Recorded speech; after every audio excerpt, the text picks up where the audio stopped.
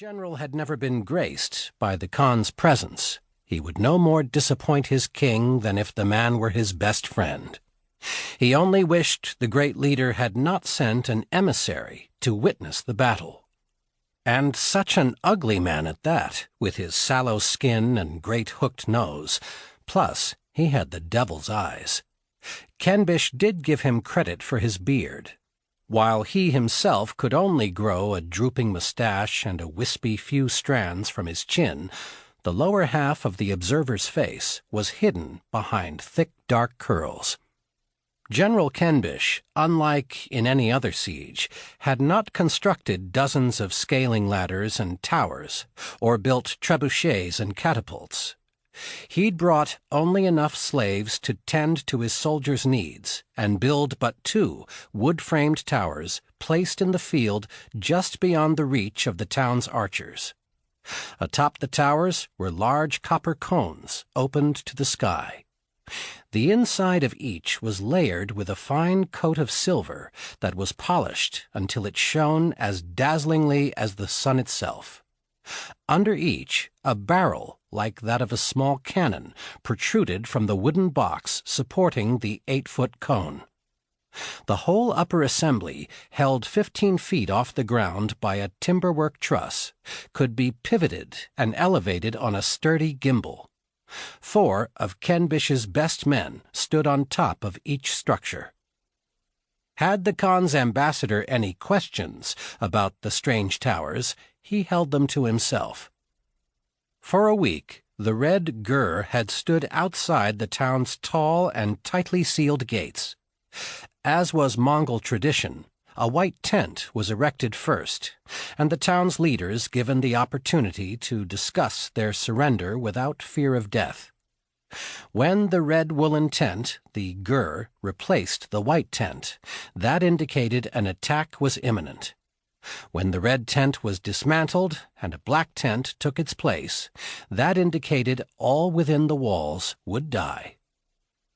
In the days since the Red Gur began swaying and billowing as it abutted the road leading to the gate, rains had fallen, or the sky had been heavy with clouds. Today promised the first clear weather, and as soon as Kenbish was certain the sun would burn through the last of the haze, he ordered slaves out across the fallow fields to tear down the red tent and set up its more ominous counterpart. Archers fired at the slaves as soon as they were within range. Flights of arrows, so thick they seemed to swarm, peppered the ground around the men, and met flesh as well. 4 slaves dropped where they were hit. 2 more struggled on with thin wooden shafts protruding from their bodies. The others ran unimpeded, protected by the bulk of the bundled black tent. Replacements were sent out immediately. They zigged and zagged, trying to throw off the archer's aim. Most were successful, but a few went down, driving arrows deeper into their bodies as they plowed into the earth. In all, it took 20 men to erect the tent, and of those, only 5 made it back to the Mongol lines. "Seems a bit wasteful," the observer remarked in his thick accent. "It is how it is done," Kenbish replied without turning his horse. "White tent, red tent, black tent, death." "The Khan never mentioned why this town is being attacked. Do you know?" Kenbish wanted to answer curtly that the Khan's reasons were his own, but he knew he had to treat the man with the respect due his status. He said, "The local warlord didn't pay the Khan all of his taxes last year. The amount was trivial and might have been overlooked by the Khan's generosity. However, he was overheard by a royal post messenger bragging of his thievery."